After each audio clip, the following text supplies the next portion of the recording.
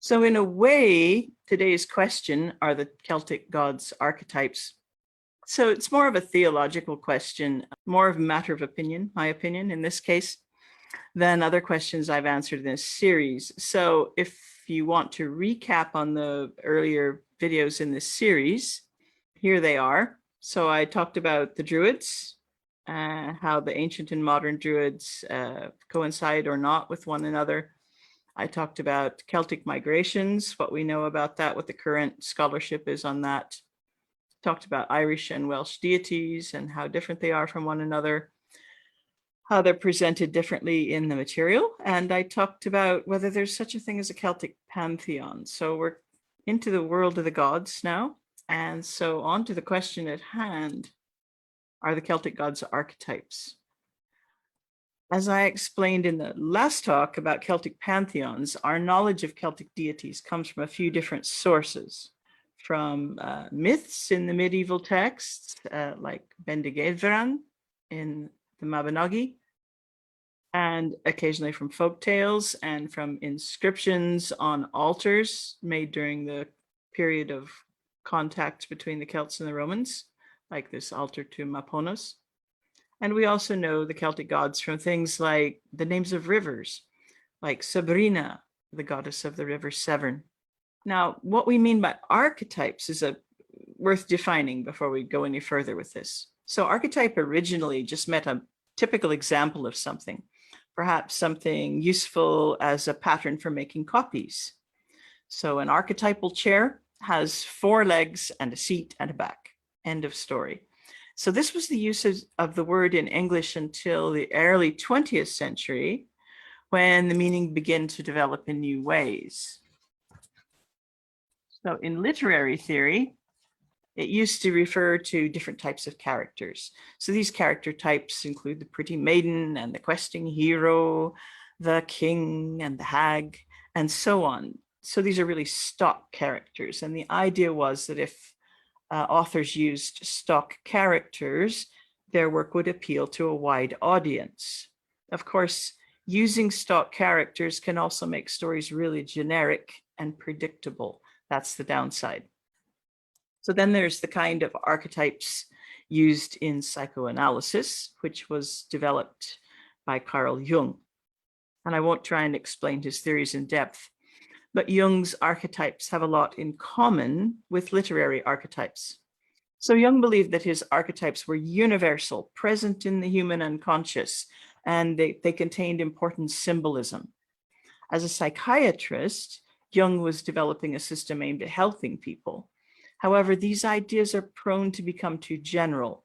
And in an attempt at universal symbolism, I feel Jung frequently overrides the specificity, what makes a culture itself, or what makes a person themselves, the individual's experience. So this quote from Jung is a good example of that. He's talking here about men's ideas about women. So hang on, feminists, it's going to be a fun ride. Every man carries within him the eternal image of a woman, not the image of this or that particular woman, but a definite feminine image. This image is fundamentally unconscious, an hereditary factor of primordial origin engraved in the living organic system of the man, an imprint or archetype of all the ancestral experiences of the female, a deposit, as it were, of all the impressions ever made by woman. In short, an inherited system of psychic adaptation. Lots of big words here. Even if no woman existed, it would still be possible at any given time to deduce from this unconscious image exactly how a woman would have to be constituted psychically. The same is true of the woman. She has her own inborn image of man. Wow. As a female, I don't feel particularly good about being lumped into this generalization of something that exists in the head of men or in the head of humans. So the reason I've spent so much time on Jung is that he had a big influence on neopaganism, especially modern Druidry. So because Jung drew heavily on European myth to support his theories, they became intermixed with neo-pagan ideas. In the first of these talks about ancient and modern Druids, I mentioned that the order of bards, ovates, and druids is the oldest and largest neo-pagan Druid order. So it was founded by Ross Nichols, pictured here, who had an interest in Jung, among other things, among many other things. He wasn't just a nerd about Jung. And Philip Carr-Gomm, who led the order for over 30 years, of course, is trained in Jungian analysis and had a major influence in what the order's teachings look like. Not that Obod is necessarily representative of all of neo-paganism, but the longer I'm around it, the longer I'm around neo-paganism, I see how this filters out into the wider community. So I don't want to put this all on Carl Jung's shoulders. Although the word archetype was in the question, and it was a favorite concept of Jung, it's also representative of early 20th century thinking about the intersection between culture and psychology and mythology. And we see this diffusing itself out into many disciplines in the mid-20th century. So I'd include James Fraser, Joseph Campbell, Robert Graves, and a whole lot of other big thinkers in this influence.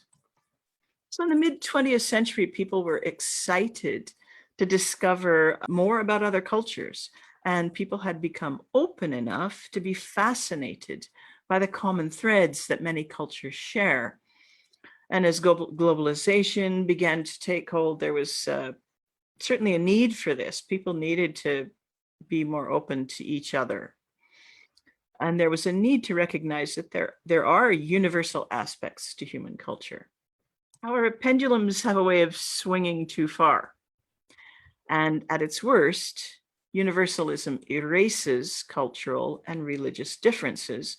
And these can be deeply significant to people in their own cultures. So the Welsh don't want to be conflated with the Irish, and Celtic religion isn't the same as Hindu religion, and so on. The classification of myths and folk tales into story types and the classification of deities and other characters within those stories as archetypes can easily kind of reduce them to their least interesting characteristics, sort of in pursuit of making everything conform to an artificial system. It's a bit like that universal woman in the Jung quote a minute ago. It averages things out too much.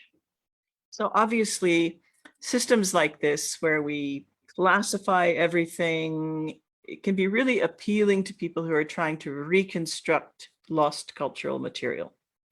Or something's missing from one culture, say the myth of a particular deity, which we certainly find in Celtic culture, or there's no method of conducting a ritual known, that sort of thing. If you're reconstructing things, you can borrow and adapt a corresponding piece of the puzzle from another culture and try and make it fit. So that's some background and a bit of critical thinking about this question, are the gods archetypes? So we're moving into the realms of my opinions more and more here. So that's the disclaimer. Describing the gods as archetypes is another way of saying they're only symbols and not actual deities, in the way that ancient Indo-European pagans appear to have perceived deities. So they viewed deities as having some agency in our world, worthy of honor and probably worthy of worship, worthy of approaching for help because they had some agency in our world, and worthy of receiving offerings. So these are swords that were offered to the gods at Latin. Those attributes are not applicable to a symbol. It doesn't seem to me. You don't give offerings to a symbol. You don't expect a symbol to help you if you're in a tight spot. I mentioned earlier that Jung was employing his archetypes as a way of helping people get through life, and that's a hugely worthy pursuit. And I'm not trying to take away from that. Self-understanding and self-improvement have become a massive preoccupation in the 20th and 21st century. We might no longer see ourselves as sinners, but we still see ourselves as broken. And maybe that's the last legacy of Christianity, who knows? There's certainly something of a continuum from the more popular aspects of self-improvement into new forms of spirituality, including neopaganism. So it's very clear to see that this is the thrust of much pagan teaching, is self-improvement, whether that's an expensive course in Druidry or a book on Wicca or ideas from witches on TikTok. And again, it's great that we're all trying to be better people. I'm all for that. But I don't personally consider deities to be archetypes. So we're down to what Chris believes now. I don't consider them to be symbols that we should borrow as tools for self-improvement. I think we have enough tools for self-improvement without dragging the gods' names into that and using them as symbols. And I find it kind of disrespectful of the gods and of the people who do see them as gods, I suppose, and sometimes of cultures from whom these gods arise. I find it kind of disrespectful when people reduce them to symbols.